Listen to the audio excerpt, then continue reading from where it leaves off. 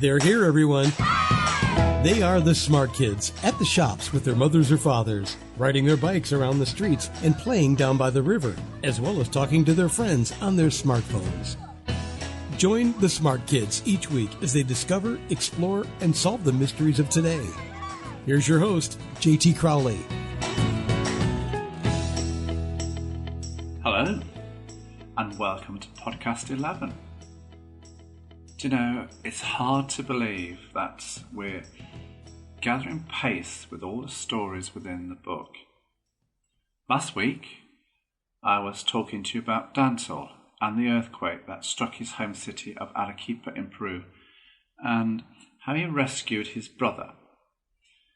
And this week, I'm taking you to one of Peru's neighbours, Brazil, more precisely, Rio de Janeiro, or simply Rio.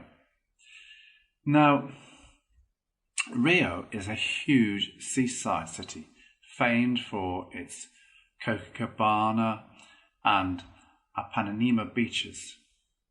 The Christ the Redeemer statue that stands at over 38 metres in height on top of Mount Corcovado, and of course for Sugarloaf Mountain, a granite peak with cable cars that goes up to its summit.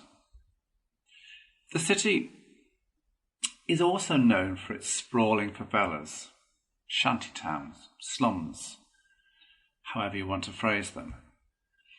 It's also known for its flamboyant carnival festivals, with all the parade floats, outlandish costumes, and of course, the samba dancers. In many ways, it's a rich, vibrant city with a population of just over 6 million people. However, if you take the wider conurbation, metropolitan area, then you're looking at a population of nearer 13 million.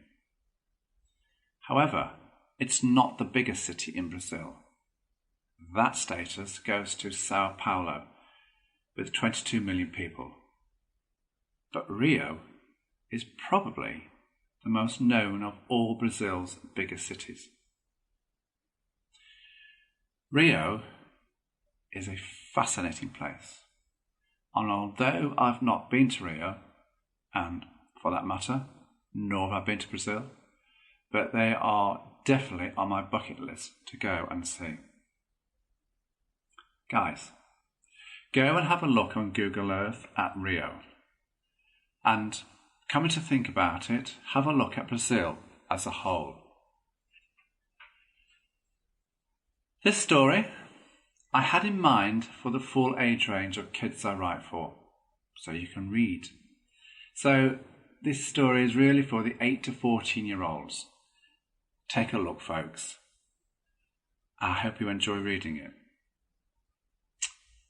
Well, folks, would you like to hear a short clip of the story? Personally, I think that would be a great idea. But then, I suppose I'm a little biased on that point. You can't blame me, can you? After all, I did write the story. Anyway, enough of my blabbering banter. Find that comfy chair, sit back and listen. And as usual, I have a couple of questions for you to consider at the end of the podcast. Here's Guia and Kaahi. Everyone, sit back and listen. It was 4 a.m. The reminder call on her mobile phone had gone off.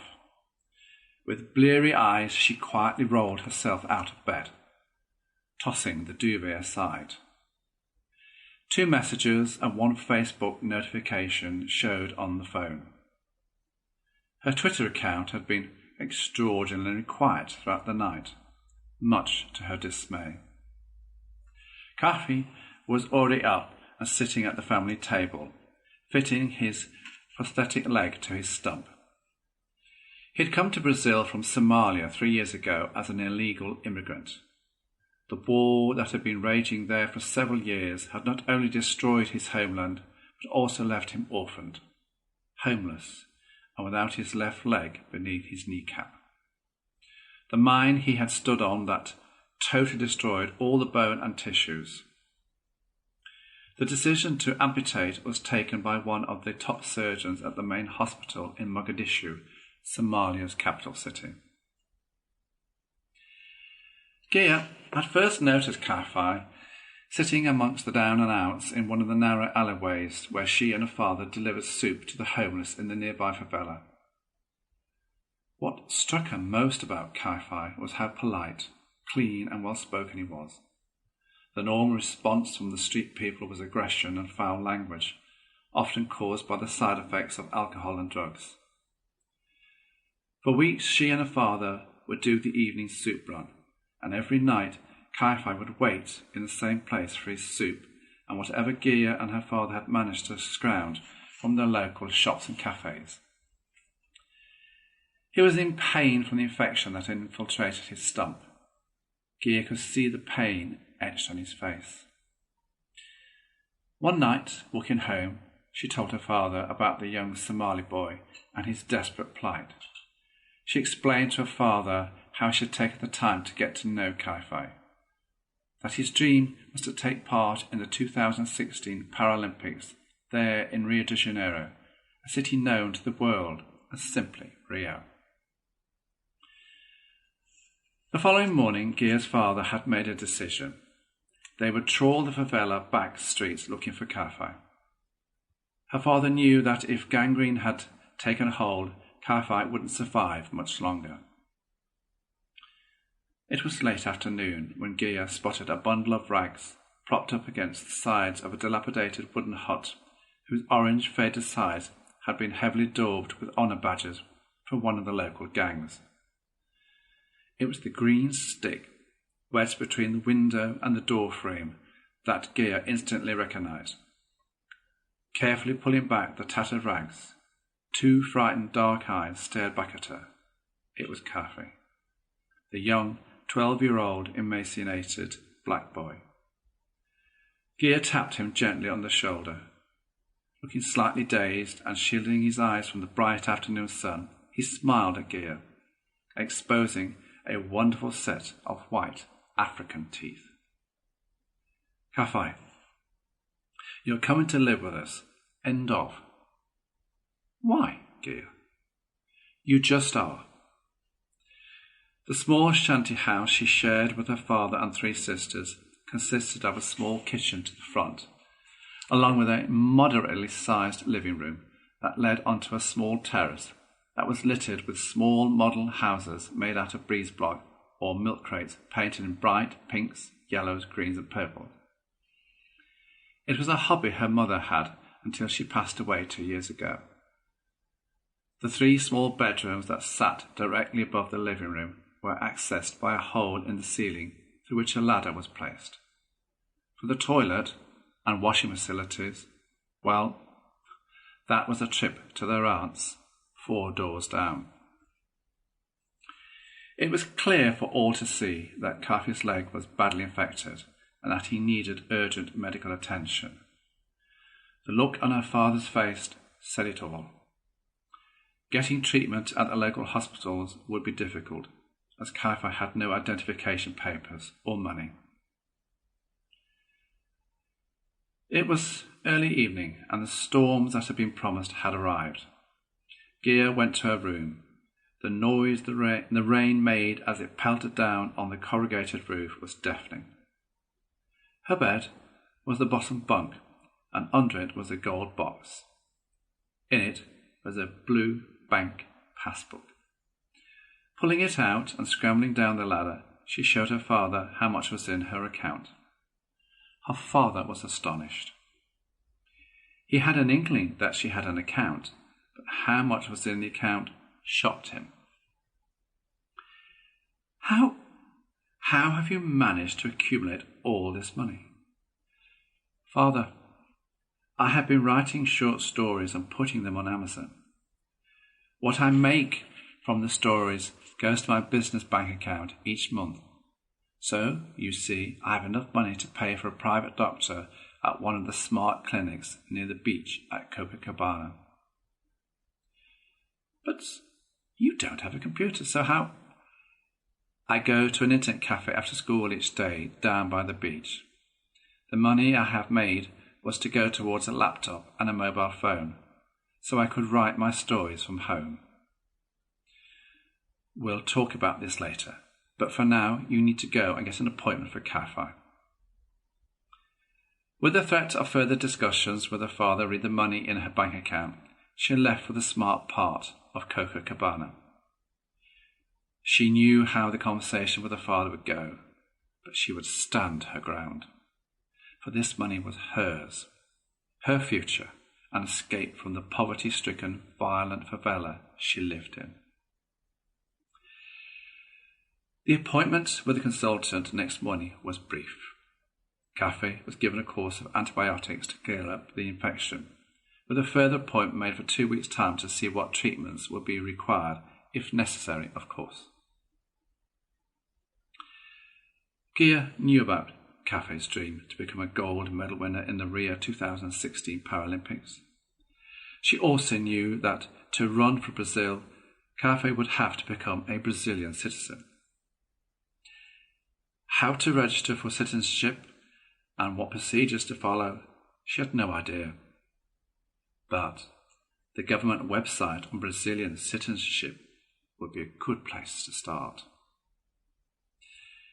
Where are we going, Guia? To the internet cafe. Why? Firstly, to look up and print off the guidelines of how to make you a Brazilian. And secondly, to see who are the best trainers, coaches, to help you get your gold medal. Okay. How was that for a snippet of the storyline into Guia and Kaahi's life?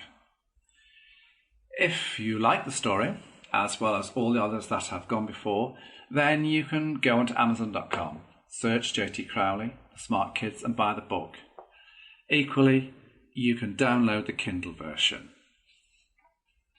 Now, if you want to know how and why the story came about, then stay listening for a few more minutes. How did the story come about? In 2016, Rio hosted the Olympic and Paralympic Games. And it was while I was watching the Paralympic Games, I wondered, could I create a character, a kid's character that would bring some sort of angle, vision of behind the scenes that led to the triumphal day itself. I guess I wanted to show that we, the general public, get to see the so-called finished article. What we don't see is the years of toil and hard work that goes into bringing about an Olympic or Paralympic champion.